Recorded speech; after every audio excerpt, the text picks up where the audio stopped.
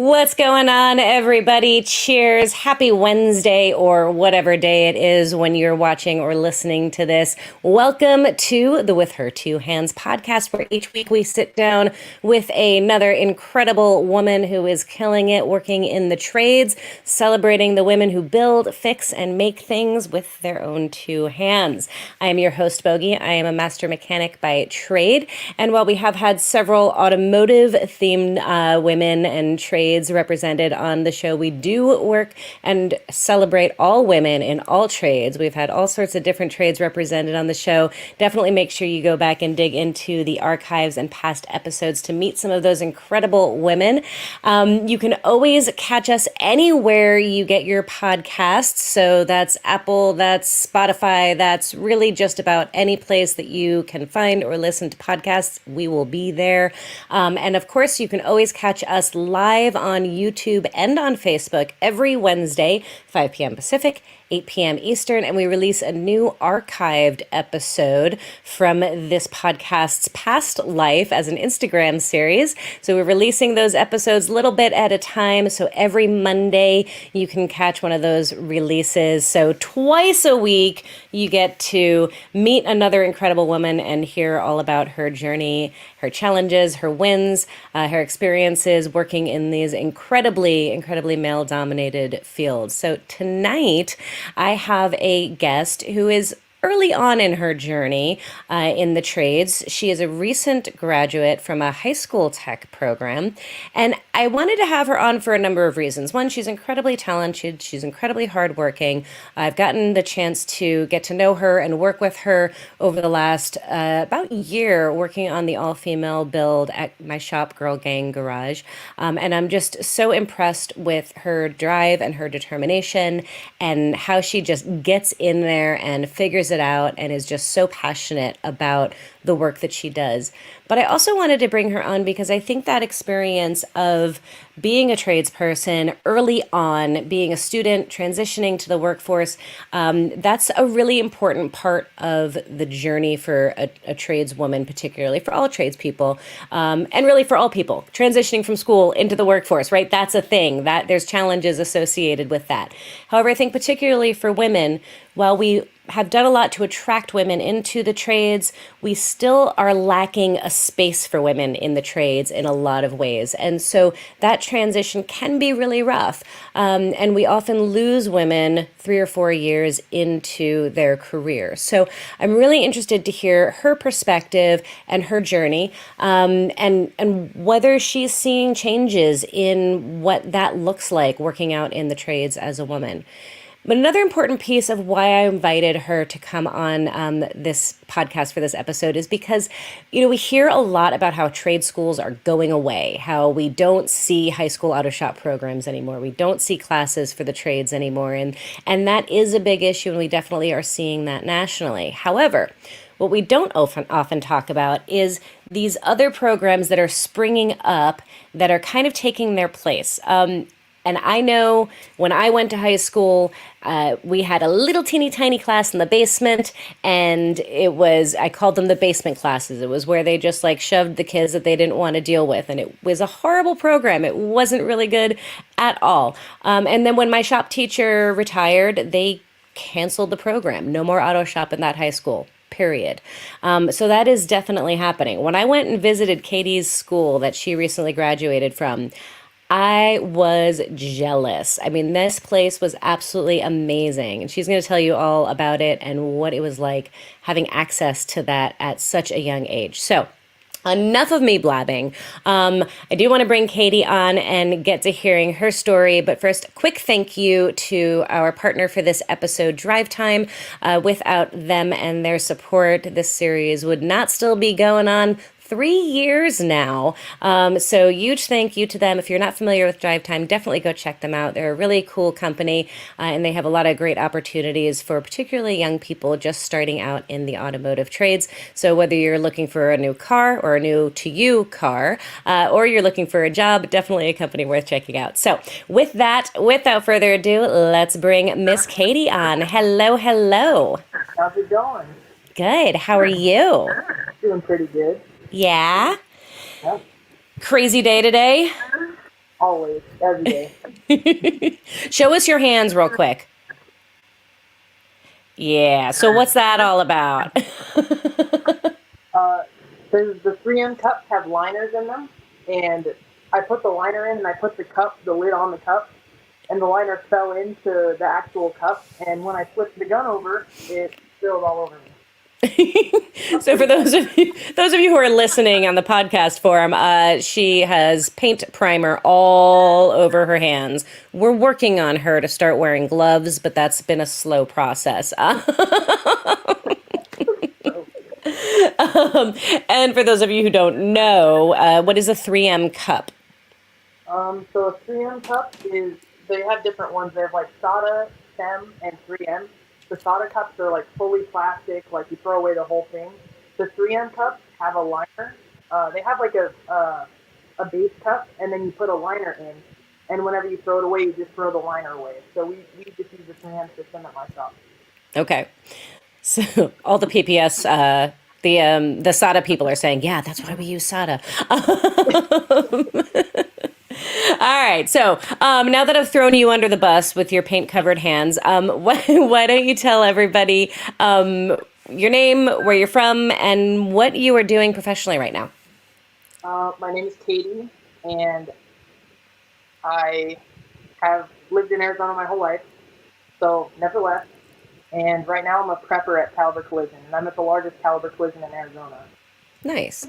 So for anybody who doesn't know, what does a prepper mean? What does that entail?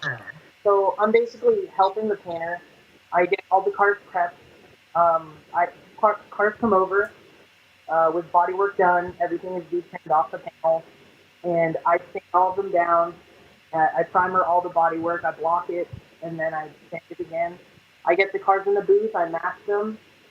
He paints it. I unmask it. I pull it out of the booth, and I kind of juggle that all day. And then I also have I buff the cars as well. Okay. Now, is that a pretty typical kind of pathway for somebody who wants to become a painter? Because that's your goal ultimately is to become a painter, right? Yeah. So first step, if you have zero prior experience, it's always going to be you're going to be in like a detailing position or just like a shop helper. So lots of I've seen a couple people go starting in detailing and then they go to the body side and they're a helper for one of the bodymen. So it's a really easy trick to get into if you're willing to work. All right. And the goal ultimately is to become a painter, correct? Yes. Yeah. How and where did that come about? Like, how did you wind up falling in love with paint and body work and knowing that this was going to be your path? So I got my first car. It was a 1995 BMW E36, and it had a couple dents on it. And I was trying to make it look nice. So I was like, I kind of want to try body work. It just always looked interesting. I don't know why. I'd always liked cars, and I would work on cars with my dad, so it wasn't something foreign to me. Um, but I bought a can of Bondo on Amazon, Bondo brand Bondo with red hardener. um, I bought some like 80 grit sandpaper from AutoZone, and I was using electrical tape for body lines. And I did the body work. I got it all done. I got spray can primer, and I primered all the spots, and I wet sanded it, um, and I vinyl wrapped the whole car, and Oh, it came wow. out good. It was cool. I was 16, um, and then my friends had always recommended I go to Westmet because I've always been hands-on.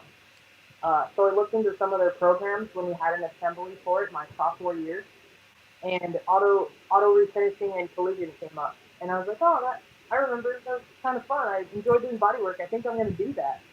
Okay.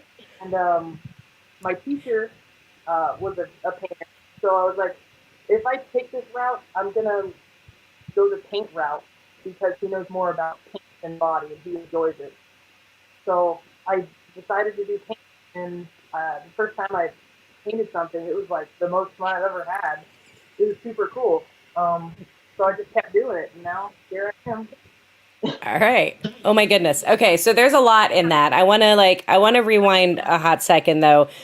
Where did you know how to go about doing this first car of yours? Like what made you think like, oh yeah, that's totally something I can do? Like did you watch videos on it? Did you have somebody to teach you? Were you just making this up as you went along? Like So I watched a couple YouTube videos like how to do body work, and Eastwood videos came up, and Eastwood is really helpful when you're wanting to learn the process. And this YouTube channel called Paint Society, and he kind of went through and showed you how to do stuff.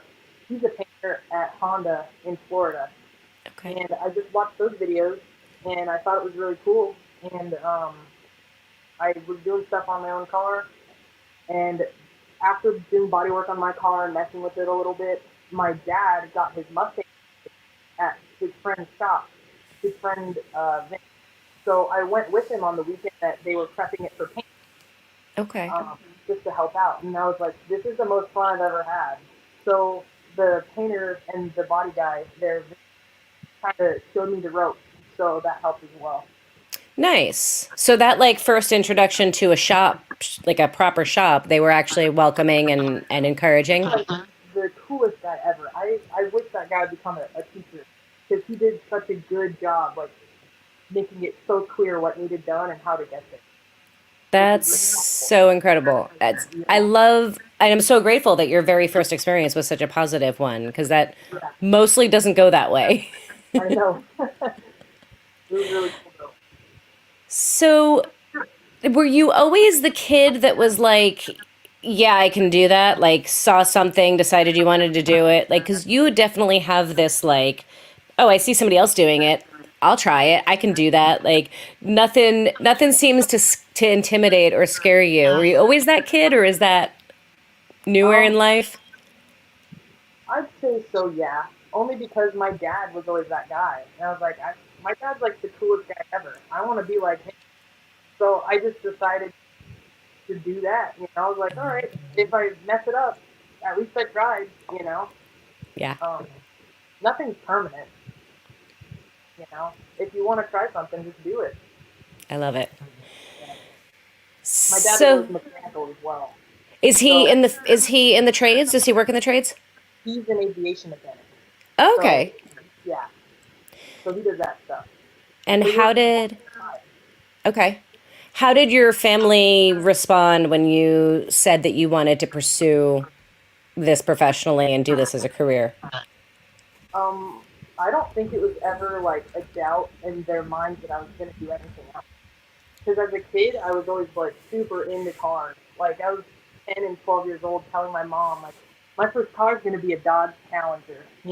So she had to deal with me talking about that my whole childhood. So when Oh, I how said funny. I wanted to go to Westmex for painting and collision, she was like, "All right, that sounds really cool. That's great." Nice. Yeah, my dad was super cool about it. He's like, if I can build you an engine if you paint my car, that kind of stuff. Nice. Did you ever get that Dodge Challenger as your first God, car? no. I'm glad I didn't. God, no thank you. So now Katie is part of the club. So at the shop right now we have three women, myself, Katie, and another Katie, who are there a lot of nights a week, and all three of us drive BMWs but have air cooled Volkswagens. And Katie just joined that club and just picked up a new air cooled Volkswagen. So no Dodge Challengers here, but lots of BMWs and lots of air cooled Volkswagens. Lots of European cars, man. The Yes. only ones that Be careful. Them's just fighting words. You're going to piss some folks off. So you're in high school. There's a presentation. So tell me how that worked, because I don't know about you, but well, obviously you're a totally different story, but I don't know about the folks who are listening. When I was in high school, nobody told us about these programs. Like I didn't my first 2.5, almost 3 years of high school, like I didn't even know that there were classes in the basement that taught the trades. Like I didn't know there was a high school auto shop program. I didn't know that there was a woodworking program. And when I say there was a program, there was like one room. We had we had one room. We had one lift. We had a couple of lawnmower engines. Oh wow. Yeah. So tell me how it was different for you, what this was like, what this presentation was, and how the program works. So basically, they took all of the sophomores. So Westmex is for juniors and seniors only. So we went from our sophomore year, we went into the auditorium, all of the sophomores, and they told us about different routes we can go through, like college, if we're looking to do that, how many credits we'll need to graduate, and what requirements there are, like how many world languages credits you have to be able to go to university, and what you need to go to community college. And they're also representing Westmex. So they handed out a flyer with all the classes on it. And Westmex has like multiple different options. They don't have just straight, they have medical, they have a lot of stuff. So automotive is one of the few classes, or one of the many classes they have.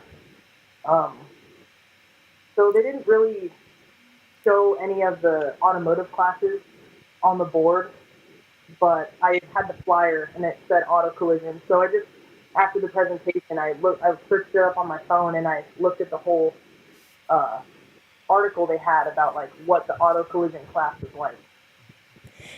Interesting. It's interesting that they didn't talk about the automotive programs. That's an interesting point in and of itself. Then there's still is there still do you feel like a stigma around that, or that is less pushed as compared I, to some of the other programs? from stories I've heard, it's definitely progressed, but I feel like it is still somewhat um, not frowned upon, but like they aren't showing what possibilities and opportunities you have.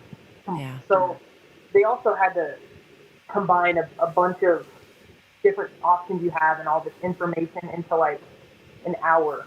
So I completely understand where they're coming from, but I feel like automotive is such a large trade that definitely would have been something they should have talked about. Yeah. That's interesting. And you're so gracious. You're like, they didn't have that much time, so but that is an interesting point. I mean, it was definitely not ever put to myself as an option.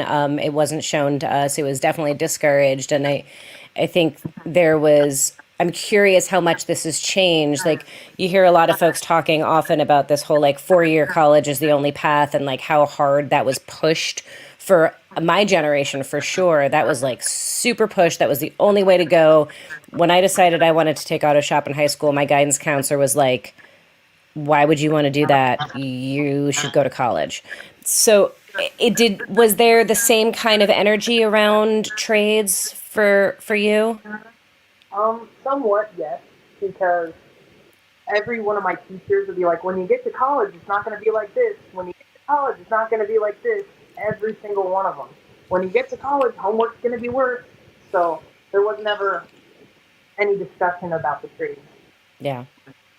So Although yeah, I give them props for showing the school, like having that presentation. yeah, Westmex and a lot of the high schools in the valley have connections. So like my program would have costed, or would have cost. I don't remember what the dollar amount was. I think it was like $5,000. Oh, wow. But since there's like a grant with Westmex, my class was like $150 for the whole year. Oh, So wow. yeah, so it's pretty nice having that. So they definitely they have like a bulletin board and it said Westmex on it, and they tell you all the things you can do. But they never went super in depth with Westmex.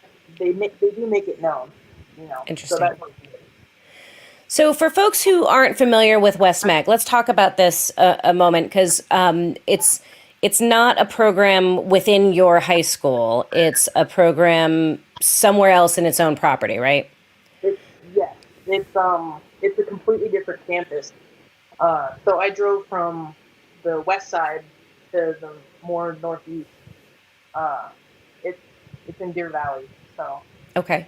I went to high school for half the day, and I took what classes I needed to take, my core classes, and then West Met took up all of my elective classes. So I just did that for my elective classes because the class was 2.5 hours long rather than a normal 1.5 hour class. Okay. So there's for folks who aren't from Arizona, or maybe you are from Arizona and you're not familiar with this. West Mac. There's West Mac, and then there's what's the other one? EVIT. So there's West Mac and EVIT, and they are.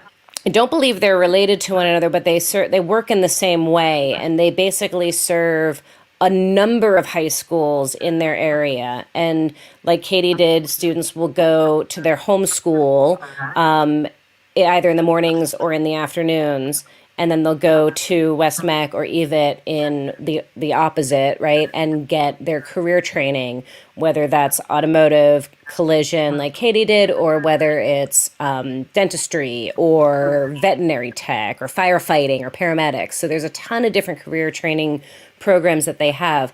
Paint a picture of like what the shop looked like at West Meg, because I am telling you guys, when we painted Iron Maven there, the most recent all female build, we painted there. That's how I met Katie, and there were a bunch of us grown ass adults who were like, "Can I come here? Like, I know I'm not high school age anymore, but this is amazing." So paint a picture of what this program looks like. You walk in, the floors are shinier than your car. We have a bunch of like old Chevys, obviously because of my teacher loves Chevys. We have a frame puller, which is super cool. We have like 3 lifts. We use those quite often. We have 2 paint booths, and we have Two, snap-on two everything. paint booths. Paint booths, and we have snap-on everything. So like our classroom has snap-on desks, and all of the tool carts are snap-on, and we have one huge snap-on cart for the main toolbox. And we have 2 prepping stations as well. So they have filters, and it's like a paint booth, but it just has curtains, so it collects all the dust. And the shop is also like air conditioned, which is really nice. So Especially in Arizona. Air conditioned shop, guys. And it's huge. It is like the size of a huge cafeteria, or like I don't know, like I can't even, do we have like a frame of reference for this? A good frame of reference. I'm stumbling here. It's a couple of basketball courts at least. yeah, we'll go with that. It is ginormous and absolutely beautiful and fully equipped. And you guys would work on people's cars in the shop, or mostly your teacher's projects cars? Yeah. So we took in just like people's cars. We had a form, and people would fill them out, and a car would come in with a dented fender. We'd blend the door, and blend the hood just to make the fender look good. So we get cars in. They weren't like intense hits. They weren't like insurance involved hits, but it was people just wanting to make their car look a little nicer. Nice. So So you were yeah, getting like real world. yeah. When the person picks their car up, they expect it to look good. So we'll redo it if they didn't like it. So Yeah. it was very much similar to how my job is now, and I think that's why the transition was easy for me. Yeah. It's such an incredible program, and I'm so envious that it exists and that it didn't exist when I was a kid. But it's really incredible. So what all kind of stuff did you learn and get the opportunity to do in the program? So the only experience, the only prior knowledge I had was doing the bodywork on my BMW. So when I walked in, the only knowledge I had was I kind of know how to use body filler, I think. Um, so I was taught everything. I started on a Nissan Altima. That was the first car I did. We replaced the fender, and it was the whole side of the car that was getting. There were probably 2 or 3 dents, and the first time I put filler on, I didn't put any hardener in it. So I waited and waited and waited, and the filler never got hard. Scraped it off the car, lacquer thinner, cleaned it up. Anyways, so we kind of went in. We did all the safety stuff in the classroom, and we did all our like iCar intros kind of thing. So it gave you an idea, and like it kind of gave the display you're using almost, and like What is iCar for people who don't know? iCar is basically ASE. iCar is what what it gives you a level of like how good the tech is. If you're like a gold, like a gold class, then you're like a good tech. If bronze, you're okay. You know, so it's just like Okay. it's a measuring system of Like a certification process? the certification process. Yes. Okay. Um, Is iCar required to work in the field as a collision tech, um, or is it just encouraged? I have. I think it's encouraged. For Okay. the body side, it could be completely different because you're doing structural stuff and like crazy stuff. For the paint side, all I needed was my 6H, and 6H is just the safety certification. Like, hey, you know not to drink lacquer thinner. You know, that's what that is. I hope it's more involved than that because that should be pretty basic. I know it is. um, but yeah, so certification wise, once you get into a shop, they will pay for your certifications as long as you're willing to take them. So getting them prior to applying for a job is not a huge deal, as long as you're willing to obtain them. Okay. So yeah. Very cool. So you went through all of that, you learned the basics, and then they threw you out into working on stuff, or was it like group? Did you work on stuff together? Like how does that work?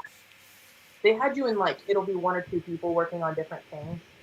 So in the beginning, I was doing a lot of wet sanding and body work just because it was a little easier to control. If you go in and run the whole side of a car, that's expensive and it's harder to fix than a little bit of weight body work. You know? Yeah. So once we all got like acquainted with that, my teacher kind of went up to each of us and asked us what we preferred to do. Um, we have so I said I wanted to do paint, and he kind of let me take that over. So after that, I started masking and doing all the things you do if you were painting. And I just started out with small jobs. I'd paint small stuff, and then it grew into me doing a complete, a complete paint job. So Nice. yeah, it Did grew you slowly, but it was I appreciate the direction he went with it because I yeah. feel like if he just threw us in, it would have been really discouraging. Did you love it right away? Like were you totally affirmed every step of the way like this is it? Oh, Totally. oh yeah, for sure.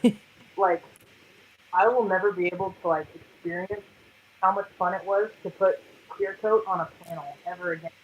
Because once you see it like become shiny, you're like, oh my gosh, this is so cool. It was instantly fun though. I have like zero regrets for anything I've ever done. I love In it. I love it. I remember when I was there and I spoke with a couple of the other students, the other female students particularly, who kind of said that they felt like they wanted to. They'd never tried painting. They'd never gotten that opportunity. What do you think that's about? Is it a speaking up thing? Is it like how did that work in the classroom, and why would some people maybe feel like they weren't getting the opportunity?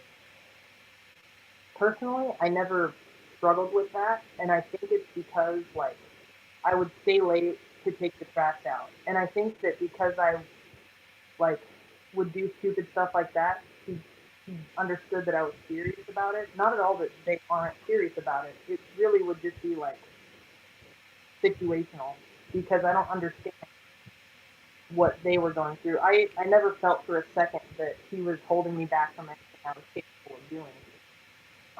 So I think it's just a matter of speaking up and making it known and putting an effort to show that you're interested and you do want to do this. Yeah. And there's some huge pieces of advice in that statement in and of itself, right? Like being willing to go above and beyond and do extra stuff that you don't necessarily have to do or is expected of you to be helpful, to be there, to like be present and show how much you want something. I can't say enough when I'm talking with young people getting out into the field, like how important that is if you want to get ahead, to put yourself in the position to get ahead. You know what I mean? It's no, it's no one like you might not hear people saying anything, but if you're taking the trash out, you're sweeping the floors, you're doing stuff that isn't the fun stuff. then people are going to notice. Like, Yeah. your managers are going to notice, the people you work with are going to notice. And if you're really passionate about what you're doing, it's not really a job. It's hard to not excel in something you really enjoy doing. Yeah. And nobody can say ever that Katie doesn't enjoy doing it. Not only does she work her full job, you're working 40, 50 hours a week at the shop? Probably like 45. 45, and then spends the rest of her free time at Girl Gang Garage, just nonstop doing the work because she 100% loves the heck out of it and is amazing at it. So huge props. We've talked a little bit, and I don't want to like throw anybody under the bus here, but like we've talked a little bit about how like you feel like since high school, kind of some of your friends are on different paths than you are, and you're kind of like super career driven. Talk to me a little bit about this. So, what I've noticed a lot in some of the kids I went to school with, I'm just not seeing any motivation. I'm not seeing them wanting to go out there and do it. They're staying at their job they worked at in high school. They're not going to school, and they're not really passionate about anything. And I think it's not necessarily their fault. If they found something that they were passionate about, like I was, I don't think it would be hard for them to do. So I think just the fact that they need to explore a little bit, I think would help them. But what's funny is like they like if I were to hang out with someone and then I'd be at the shop, I'm like, I'm not leaving the shop. I'm not leaving, and they would get upset, and I'm like, we're at different levels here. I feel like I'm just maturing slightly more than they are because I'm way more interested in like this is just what I love to do, and if it will make me money, then I'll love to do it even more.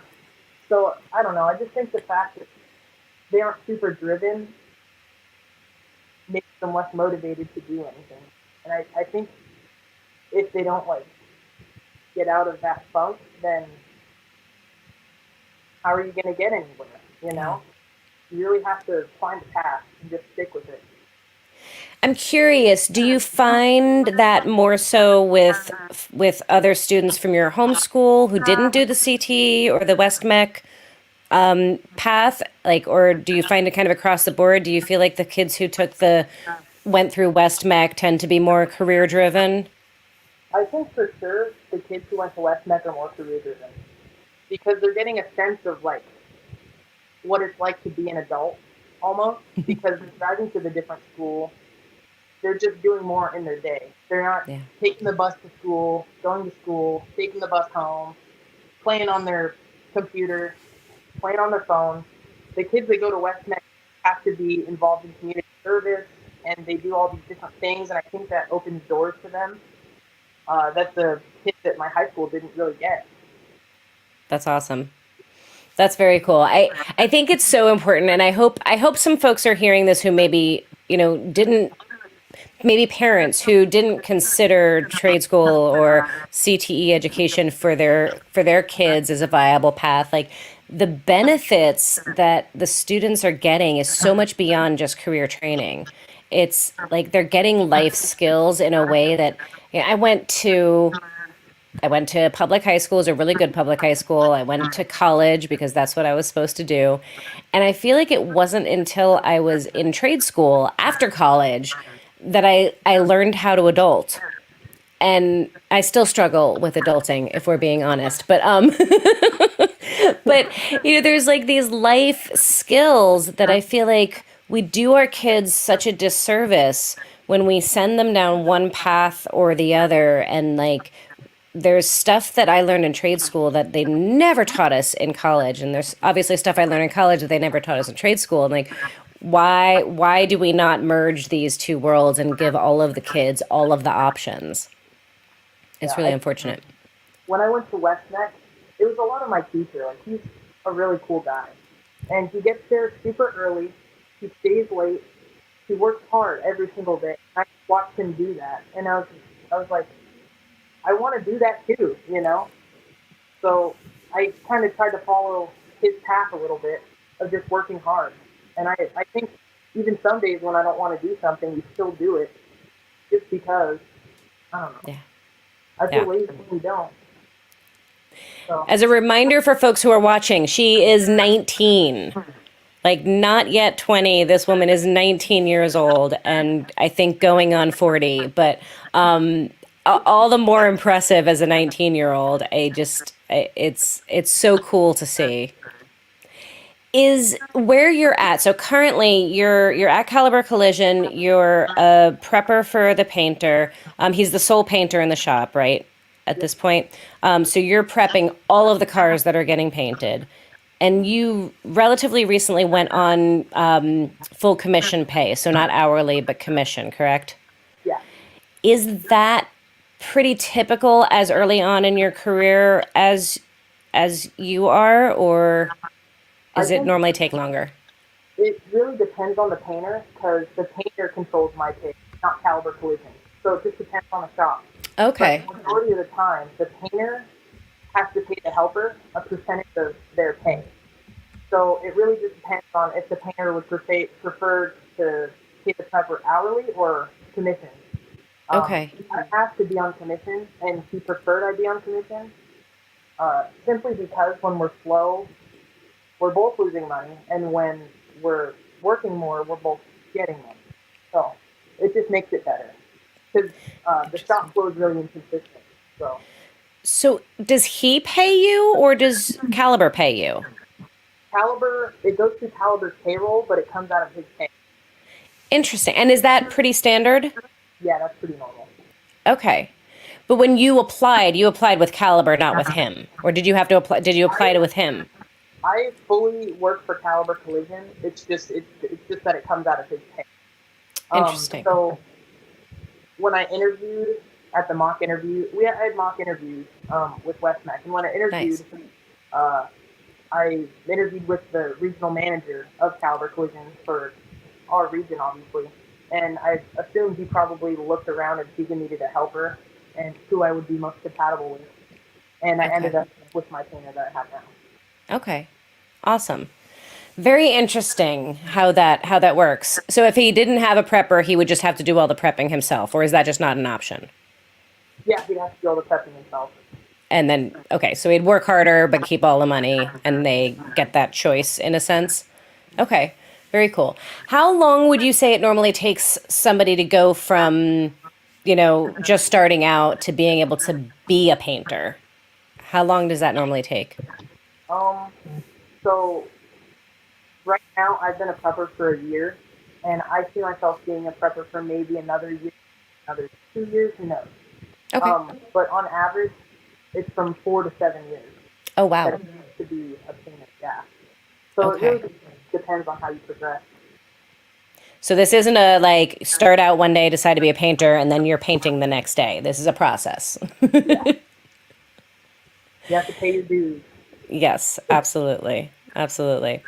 Okay, we have to rewind because we kind of missed. I missed talking to you about Skills USA because that was a big piece of your kind of your shining moments in your development in your career and some of your accolades. You competed in Skills USA both your junior and senior year, correct? Yeah. Yep. So first, real quick, tell everybody what Skills USA is, and then tell us how you did. Okay. So Skills USA is a competition, basically. They have it for multiple trades, but mine was auto collision, obviously. So they have two different sides. It's auto collision and auto refinish. I did refinish, obviously. Um, so I competed in that my junior year. Only a couple kids get to compete per class, so it was me and I think two other people that competed. This year was 2021, so it was during COVID. So it was in our classroom, and it wasn't the same as the normal Skills USA. So all we did was we took a panel, sanded it, blended color into the panel because it had a little primer spot, and then we clear coated it. And we did a few things throughout the competition um, to like show our skill level, I guess. And I placed I placed first in the Arizona competition. And then going to nationals, it was basically the same competition. I placed seventh. My junior year, it was all online, and we had to send the panel that I painted in to the Skills USA people. So it was Oh, completely different to how it normally was. So I think wow. that's probably why I placed seventh, just because it was a lot more complicated and just way different than it normally was. So then my senior year, I competed in the competition again, and this time it was with all the other uh, schools. So EVIT and Metro Tech, I think it was EVIT, Metro Tech, and West Meg. So there were about 12 students there, I think. It's the top three or top four from each school. So yeah, so I did that, and I placed first at the Arizona competition again. This Nice. time we were masking cars and we were color matching, and we painted the panel and we block sanded a fender and primed the fender. So there were a lot more parts to the competition this recent year rather than the past year, which it was basically exactly what Skills USA was, but on a smaller level. Um, so I placed first, and then I flew out to Atlanta, Georgia, to compete nationally, and we had the same competition. They gave us this. For me, was like the scariest part of the whole competition. Everything went really smoothly. We were using UV primer, which I hadn't used before, and that went well um, on a couple things. And we had to color match. They gave us a color chip and a color chip with missing base coat in it. So you had to pick which toner was missing, and you had to Oh, add the wow. right amount. Um, Wow. yeah, so I was overthinking it because I was really nervous. I feel like I could have done better if I wasn't under that immense pressure. But I placed eighth in the national competition my senior year, and I think there weren't all 50 states. I think there were 32 states competing. That's oop, what did I just do? I just moved you entirely. There you go. You're back.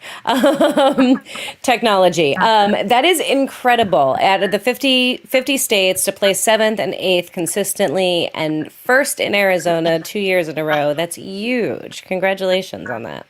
That's It, phenomenal. How did that feel? it felt like really good because it was cool because at the competition, people were giving me their business cards. I got like two or three business cards, which was interesting. And I'll go off on like a slight little tangent. Yeah.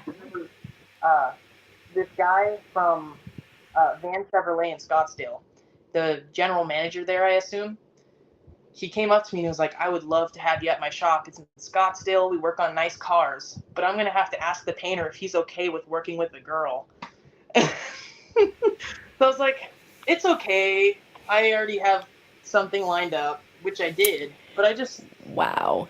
why would What you a say lead that? in. What a lead Why in. would you Like, just say keep that? your mouth shut. Don't say anything. That's Oh amazing. my god, I just thought that. It's like, what? Oh my god. Um, so overall, it was a really fun competition, and I made a lot of friends with the judges while we were there. You just Nice. got to talk to them, you know. It's always good networking. I'll network anywhere, man. So, I love it. Again, folks, listen up, not just for young people, but like she's always hustling, right? Like she didn't say I made a lot of friends with other students. She said I made a lot of friends with the judges because that's smart. That's so smart. they were cool. They were all really cool. I love it. Somebody said in the comments that their so skills refinishing contest girls took first, second, and third this year. Yeah, I saw that, and I thought that was really cool. We totally should do an episode with them. I'll have to see if I can make that happen. But that's pretty impressive. Do you feel like you're seeing, and maybe you're too young to have much of a context, but do you feel like you're seeing more and more women in refinish? Um, honestly, from when I started to now, I don't think there's been a huge shift, but I know for a fact there's more women in refinish than there is in bodies, from what I've Okay. seen. I've seen like female painters. I've met a couple other than at girl gangs, and there's only been like one body tech that I've seen that was a girl.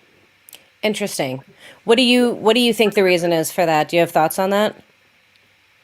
I honestly don't know, but I know that the refinish side is it's a smaller team, So maybe it's because of that.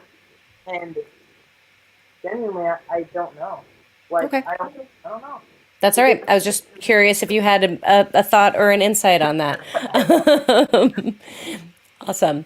So, huge win on Skills USA. Very, very cool. Do you feel like that has helped or did help in getting your job at Caliber or unrelated?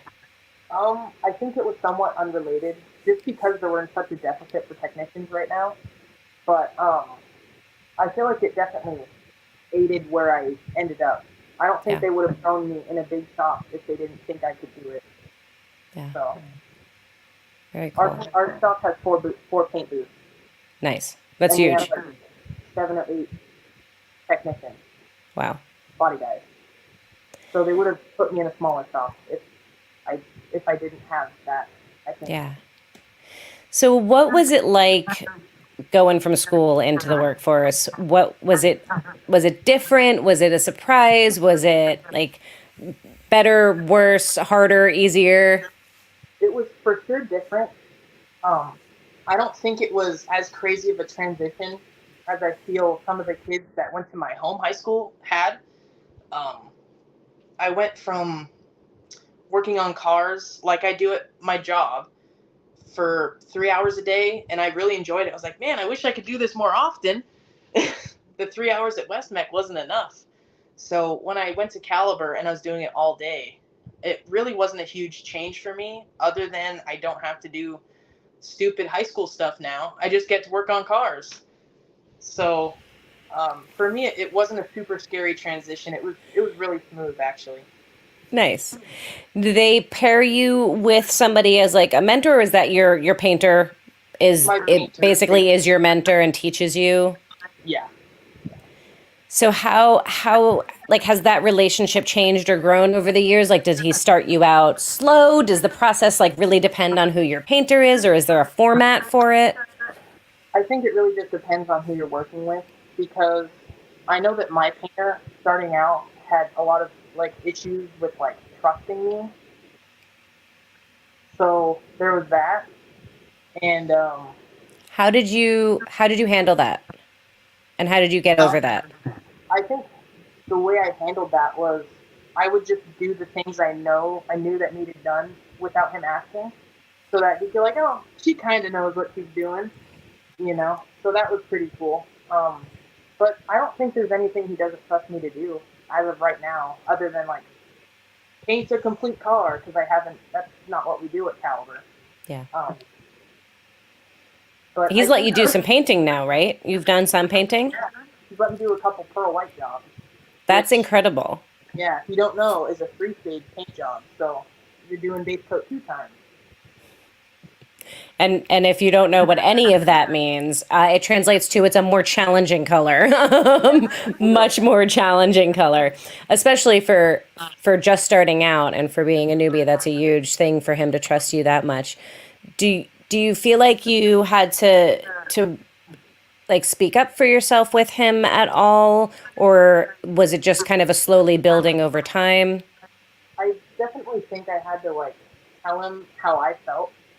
We've had a conversation about this before about how important communication is, and I think it's especially bad in the workplace depending on where you're working. In a body shop, I feel like sometimes it could be really bad. Um, so I just told him, I was like, I am like, you need to trust me more. I'm capable. You just need to just let me do my thing and just watch. Just watch, bro. No. But he always had a really negative feeling towards trade schools. He always would tell me that like it doesn't matter that I went to a trade school. I need to completely unlearn what I just learned. And he treated me like I had never been in a body shop before. So when I came in and he was explaining to me how to prep this car, I was like, I know. And he asked me if I knew how to mask, and I masked the car. And I remember this moment in my head because it was funny. He was like, man, you're going to make me so lazy. As in, like, he doesn't have to do it anymore. So that was like a cool feeling. That's a huge compliment. I know. So that was pretty nice. Um, Interesting. I think there's an interesting point there. You know, there's like there is a lot of crap about trade schools, right? And some of them are great and some of them are not. And I think there are a lot of folks who kind of are in the industry who see trade schools and kids out of trade schools as like, they're not going to know what the heck they're doing and they're total newbies. They don't know anything. And so they're really like almost biased against them sometimes. I definitely experienced that when I was getting out in the field a little bit. They're like, oh, you went to tech school, so now you know everything. I'm like, no, that's not what I'm saying. Right? Like, so there was a lot of negativity around tech schools. Was that the only time that you encountered that, or did you encounter that from other people as well? I see it everywhere. Like I prefer like not to tell people that I went to West Next. Interesting. Not actually, but like there's always a conversation that comes up of like, oh, you didn't learn anything there. Like, no, it was our shop. I had a conversation with my manager today about this, and I'm trying to get it through their heads that like Westmec taught me how to do what I do. There was a recent detailer that is wanting to become a prepper, so I was giving him tips and like kind of showing him the ropes, and he knows absolutely nothing because he's never done any of it, which is totally fine. But I went into the shop prepping cars already, masking cars already, buffing cars already. There was a lot less wasted time in communication and how to do this, and there was less trial and error. It was just practice more and more and more. So there was so much time I saved going to trade school that this whole year would have been me getting to the point of, okay, I think I know what I'm doing now. Yeah. So in high school, I saved all that time in high school just working on cars then. So as soon as I graduated, I'm already a prepper. I'm not like a prepper that's learning. I'm a prepper, which is pretty Right. cool. Yeah.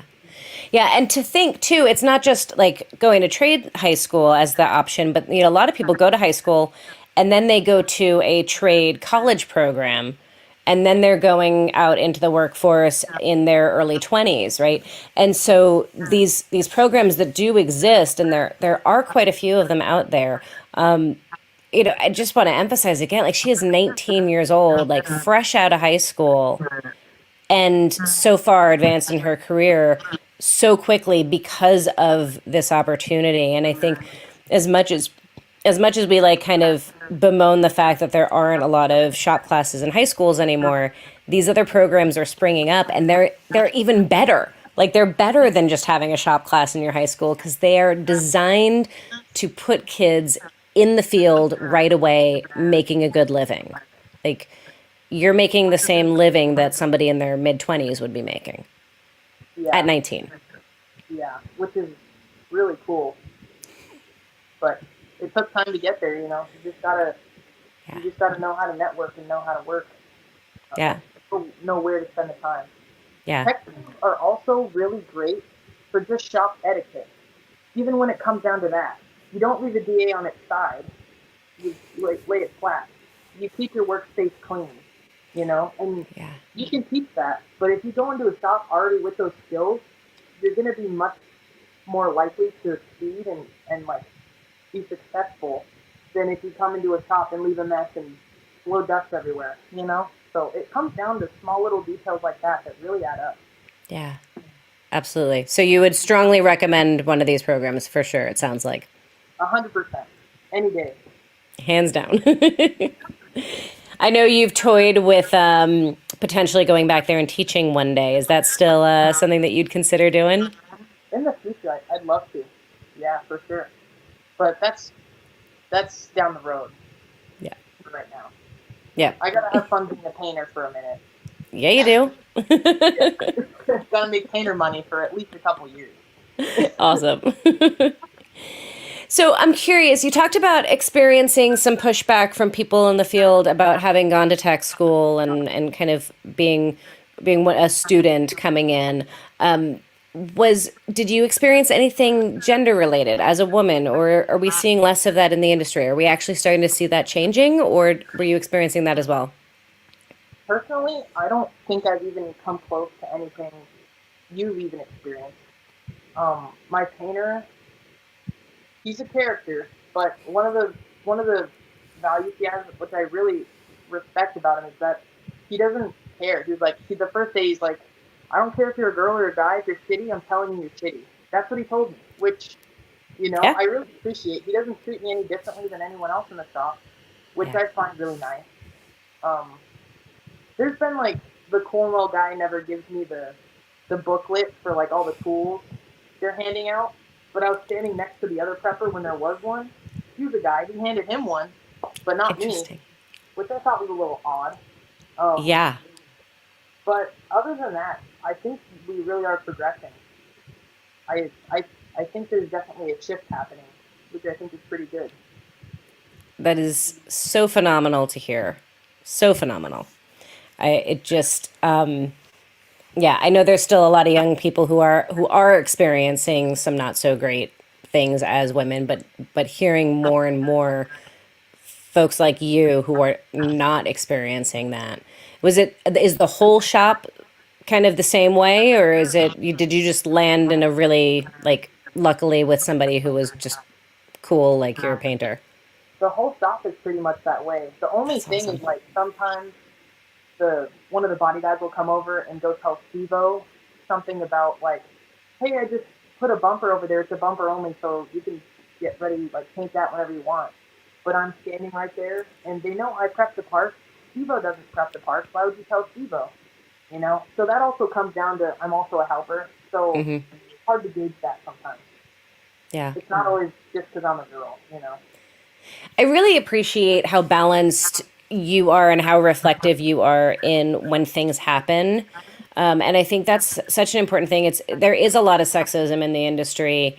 However, often there are things that are not sexism. They're just you're paying your dues, or you're young and you're going to start out sweeping the floors, or like you just said, like I'm his helper, so maybe that's out of respect for him that they're going to him instead of going to you. And I really appreciate that it's so important for all of us to take time and go, all right, like is this really what I think it is, or is it something else entirely? Yeah. I think if you're constantly in a negative mindset like that, it's going to be really hard to succeed and like be successful at all Yeah, because you're constantly pushing yourself down. It's like they don't want me here because I'm a girl. They right. hate me. Yeah, Which I think it's just good to look at it from all perspectives because it could yeah, be something completely unrelated. yeah, absolutely. Are you always this confident? Joke like out loud, yeah. Everyone wants to be confident. I think everyone struggles with a little bit of like lack of confidence in some ways. When I went out into the field, I was no longer the like I'm like cool like I went to skills both years. Now I'm like back at the bottom of the barrel. I'm a student. I'm new. I'm not going to be as good as the guy who's been doing this for his whole life and he's 50. So that was like definitely a shift in my confidence. Um, but I don't know. It's always changing. It's fluctuating depending on what I'm doing. Yeah. Uh, but it's important to be confident all the time. One of my favorite mottos is "Fake it till you make it." I I heard somebody twist that recently and say fake it till you become it. Oh, And okay. I like that because it is you like kind of you're playing pretend until you actually like You become are. that thing that you're faking. Yeah. Yeah. Okay. Yeah. That's good. I'll start using that one. I I like like that one. I like it. All right, we oh my god, I just looked up at the time. I need a big like clock right in front of me because I always like am so involved in the conversation that I don't look up at the time. And our hour is almost over. My gosh, there's so much more to talk about as always. You've got a ton of great support in the comments. I don't know if you're seeing any of them, but lots of great support in the comments. So thank you to everybody who's tuned in to hang out with us. I have one final question for you. We're probably going to go a minute or so over the hour. I hope that's okay.